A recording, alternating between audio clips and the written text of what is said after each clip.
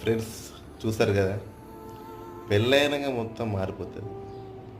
ఇక కన్నతల్ని అనాలా వద్దా, కట్టుకునే దాన్ని అనాలా వద్దా, ఎవరి తప్పు ఎవరి రైటు ఏమి అర్థం కాని పరిస్థితి.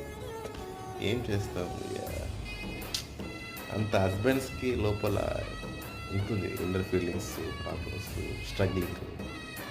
ఏం చేయలే పరిస్థితి, అడ్జస్ట్ అవుతూ ఉండాలి. ఒక అబ్బాయికి అది అవుతుంది బాధ, ఆడవాళ్ళకి అర్థం కాదు.